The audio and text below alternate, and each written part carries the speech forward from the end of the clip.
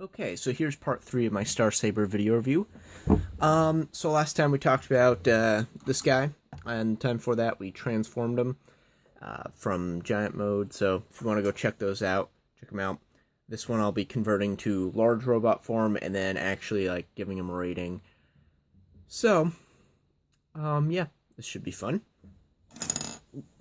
Don't want to lose those. 3 accessories. So, first thing we're going to do is we're going to take this sword back out of his hand. Separate this. Put this back and hit the V-star. Close that up. This I'm going to keep separate and put it in the same pile as the rest of this stuff. So, first thing I'm going to do, we're going to take the core bot. We're going to set him aside. We're going to do this similar to the animation. That's pretty close. Pop this off. We'll get back to the stand in a minute. Okay, so first step in transforming this. Flip up the wings. Flip down the wings.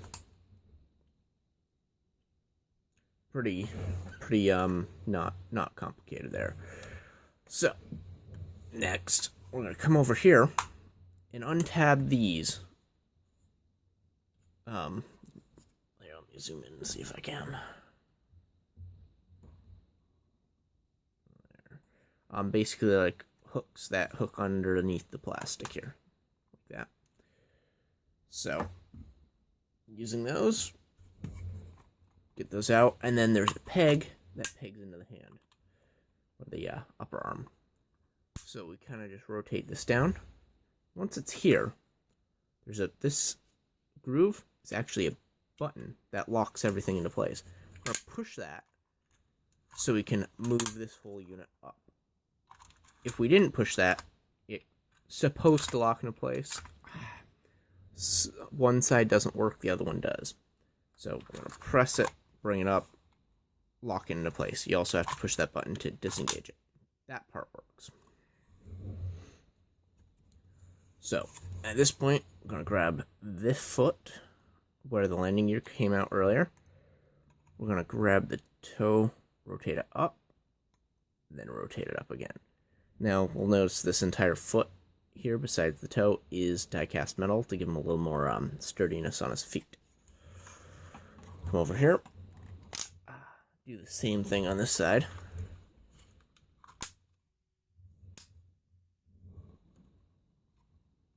Not bad.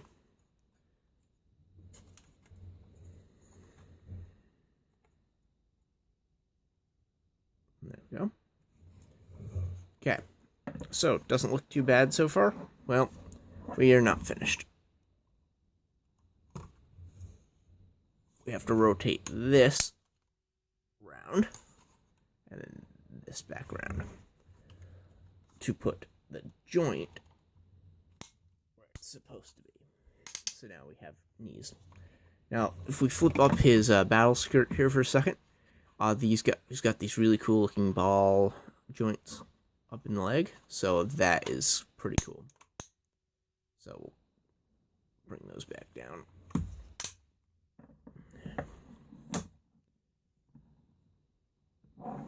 And then the feet flatten out. So now, just gonna adjust this. Adjust these. Alright. So next, we're gonna take the arms. We're gonna pull them down. Just like that. This one's a little odd. It's the way it's rotated, but either way, it'll fold in.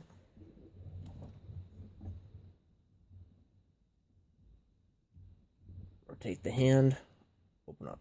Now this is the standard three fingers and one hand, one finger pinned on both sides. Now the detailing on the hand is actually pretty stunning here. If we look closely at the details, it's really done well. I think. So there you have almost Starsaber almost converted. I do notice he's a little like leaning back, so I'm gonna take this and I'm gonna move the feet one notch forward, then rotate these. So not bad. Now the back side here, I'm gonna lift this up and out of the way. That's the helmet. We're gonna take this, untab it, rotate it up, clip it into place. And this technically clips into place up here. But we're going to keep that down for a minute because this can just rest here. Because I don't think there's a way to have it. No. Right. So it goes there. Not bad. So we'll open these up for the next step and set this big thing aside. Now we got small guy again. So what we're gonna do is gonna attach this from his arm, set that aside, grab this, tab his feet together, put up the feet, keep these here for now. We're gonna de-transform his arms.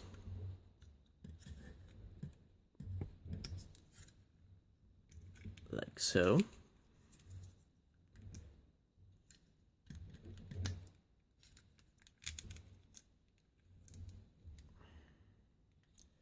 Now we're gonna push these up just so they're like this. Rotate this up. And then up again.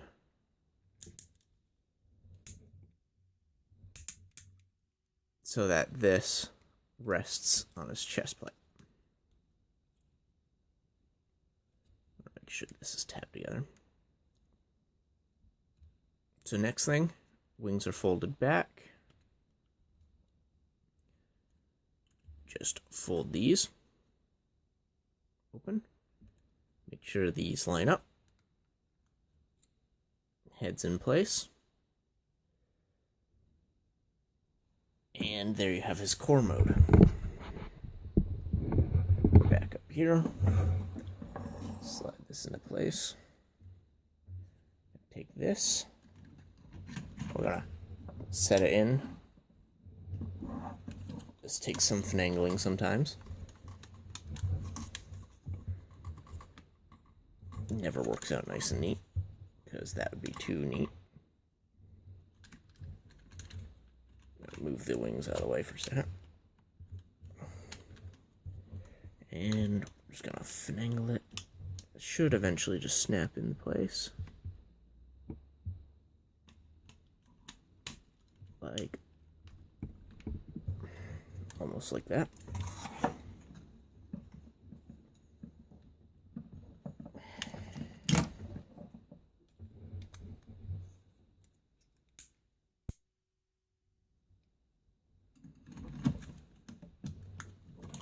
This one's being a pain to get in there right now. There. Okay. Now it's snapped into place. Because you should be able to see that the wingtips are completely invisible back in there. And that these arms fit into these cutouts pretty good. Right here. Alright, so now we'll put the chest plate back together. Fold these in.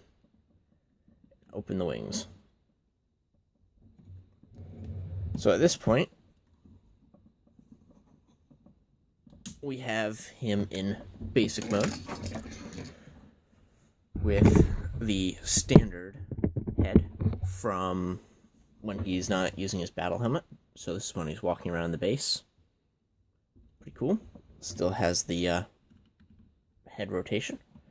And there's one piece of transformation I did not mention. Flip these around, and you have those nice gray vents that have been there in the animation and even on the little guy. So, pretty cool. These jets are also die-cast, which is kind of cool. He's got the gold chrome here. I've noticed it really attracts dirt and fingerprints. But overall, not bad at all. So, what else does he do? Well, he's got his sword blade back here. And he's got this helmet hanging off the back. Let's take care of the helmet first. Make sure that's down. So, the helmet can come up and should finagle over to his head while attached. Shouldn't do are two different things. There we go. Then his face comes down, and these antennae go up. And you can position the antennae straight up, like in some portions of the anime, or out, like other portions. So you can move them around, have some fun. Kind of like them like this, personally. The head can now look up and down, and this is a cool feature. If you unclip this, it's on a spring clip here. Let's see if I can zoom in a bit on this.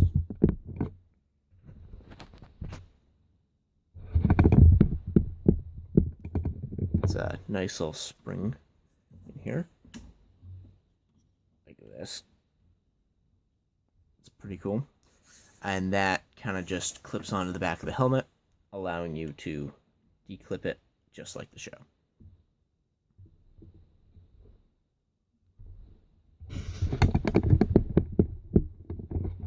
And we'll just move this down for a second. And we can fold this part back up into his back. And then this can go up and clip into place there. I don't really know what this is for, other than I think it might be a mounting point for Victory Leo in the future. Same with all these ports in the back. So we shall see. Okay, so overall, pretty cool looking. I like it. Now, he's pretty large and like scale. What can I give for scale? Here he is against Classics Prime again. Classics Prime doesn't even come to his waist.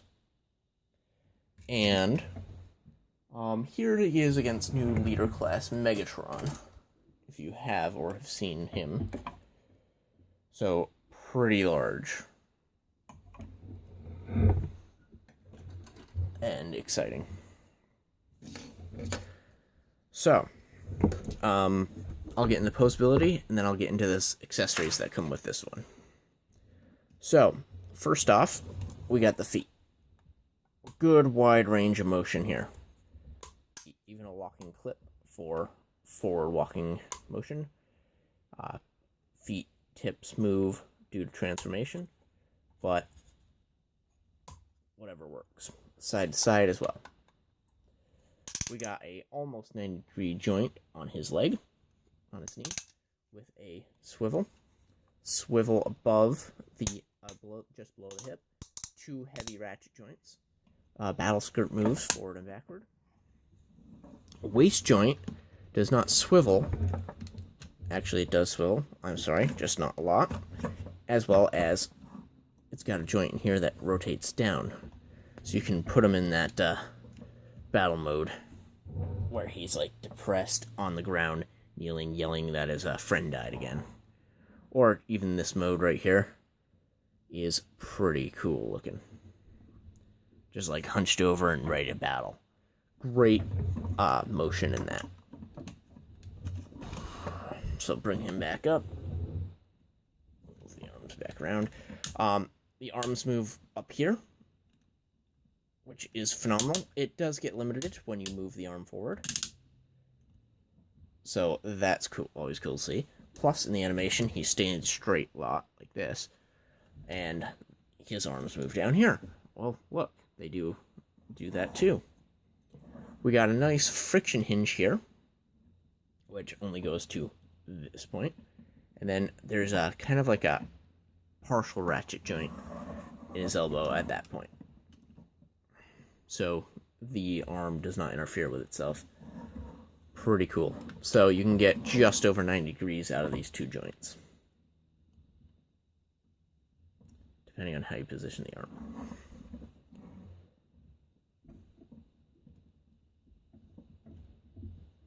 And then hand, of course, we talked about this earlier. We get a swivel in here, so it's on a hinge. Hand, the fingers are separate from the index. So, pretty cool looking. And then, of course, it's just a matter of getting it balanced. So, awesome. Very, very cool figure. Very good mobility. And now, onward to the accessories. So I set this aside earlier. It's the shield from his arm. Also the nose cone of the small jet mode. What we're going to do is we're going to open up this side. Rotate this down and out. And then fold both of them down. Next, I'm going to grab this, pull it apart. If you saw that. Pull it apart. I don't know if you saw these either. So I'll just undo that real quick. And then redo it.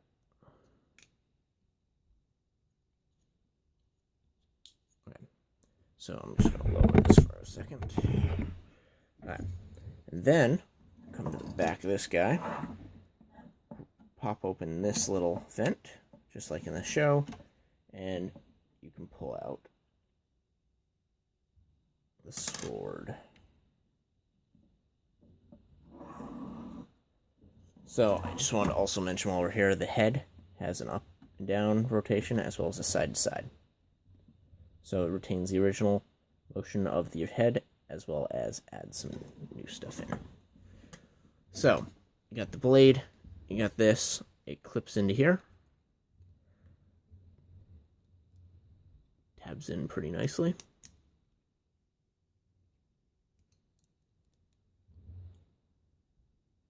I also believe that it also tabs into this hilt. So if you want the smaller one, you can. And he can actually hold this one like this. But the hilt looks a little small, but it allows you to get a little more positionable in this form. But I'll take the big mode like the original toy for a second. Put this in here. Close this up. Tabs in. And now he holds it like the original toy. So vertical. So his sword blade is not forward. You can switch it, but it gets in the way. And it doesn't tab into his hand or fingers well.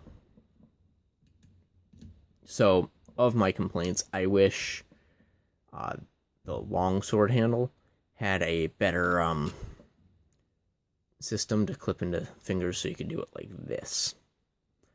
But overall, it's not too bad. So, speaking to the long handle, flip this up, flip this down, flip this around, close it back up.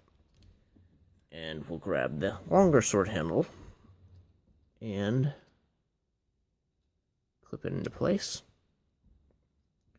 Again, it's designed to fit in his hand like this. But if you want, you can kind of sandwich it into his fingers and use the arm to kind of position it upright. Now, he's not going to hold this very well, but he can. So this is like the most disappointing part of him, because I really wanted to have him hold the sword like this.